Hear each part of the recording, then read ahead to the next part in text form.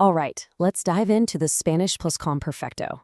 And I know, you're probably thinking, oh no, not another past tense. But seriously, what if I told you this isn't some terrifying new grammar rule, but actually a super powerful storytelling tool you kind of already know how to use? You know, if you've ever felt completely lost juggling the preterite, the imperfect, the present perfect, trust me, you are not alone. It can feel like a total maze, right? But what if there was one past tense that's shockingly easy for English speakers? Well, guess what? There is. It's the pluscuamperfecto. At its heart, it's just the Spanish version of the English past perfect. And here's the best part. The logic is exactly the same. If you can say, I had eaten, or she had left, then congratulations, you already get the main idea. It's literally that simple. Okay, so what's its core job? Just think of it as the past of the past. That's its whole deal. Its entire purpose is to talk about something that happened before another thing happened in the past. And this isn't just dry grammar, you know? This is how you give backstory, how you build suspense, and most importantly, how you explain the why behind something that happened. Let's just look at it in English for a second. I ate dinner. Simple past action, right? Done. But look at this. I had eaten dinner before you arrived. See what that does? It sets up two different moments in the past and clearly shows which one came first. That first action, the had eaten part, that's exactly what the pluscuamperfecto is doing in Spanish. So you're probably wondering, how do we actually build this thing in Spanish? Well, the good news is it's a super simple two-part recipe. And get this, it follows the exact same pattern as English. Let's break it down. You only need two ingredients, and I bet you already know them both. First up, you need the verb haber, but in its imperfect tense form. Then, for ingredient number two, you just need the past participle of your main verb. You know, like hablado or comido. And this is where it all just clicks. In English, we use the word had for everybody, right? I had, you had, they had, it's always had. Well, in Spanish, you just use the imperfect form of haber. So I had is yo había. You had is tú habías, and so on. It's a perfect one-to-one match, super easy. And that second piece of the puzzle, the past participle, it's the exact same one you already learned for the present perfect tense. So for AR verbs, it ends in ado. For ER and IR verbs, it ends in ido. And all those irregulars you memorize, like hecho and abierto, they're the same ones here too. Absolutely no new rules to memorize. How great is that? Okay, so now that we know how to build it, let's see it in action in a real sentence. The most common place you're going to see the pluscuamperfecto is when it's used to put one action on a timeline before another past action, just to make the sequence of events crystal clear.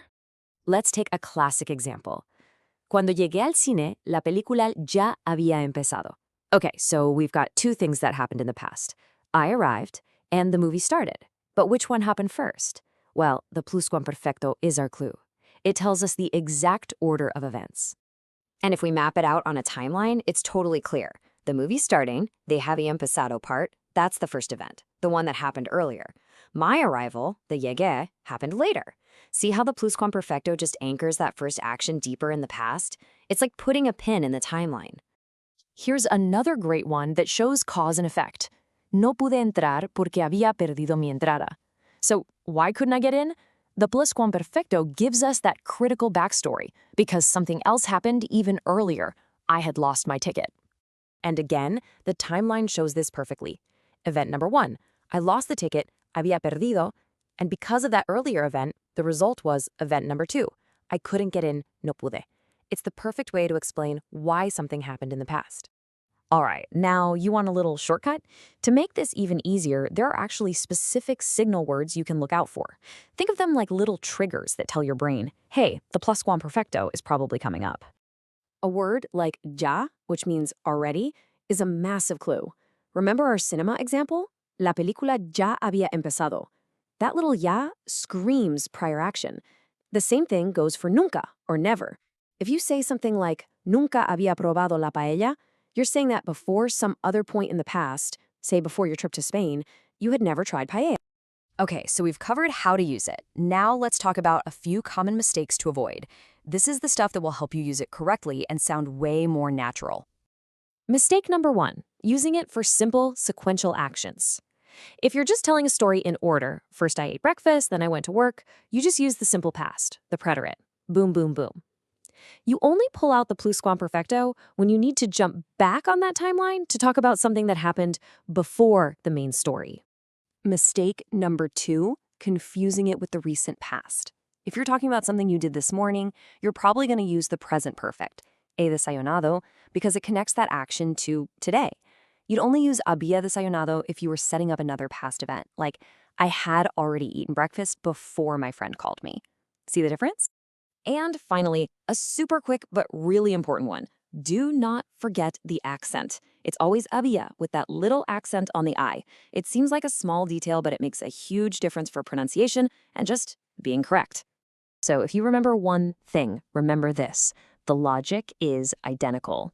If you're about to say a sentence in English and the words had done something pop into your head, that is your brain's signal to use the pluscuamperfecto in Spanish. It's the ultimate cheat code.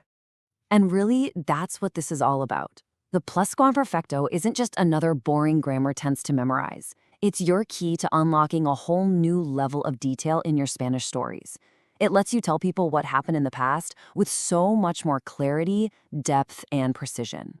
Once you really get this past the past idea, you'll see you're not just learning a grammar rule, you're getting a powerful new tool to express yourself way more clearly.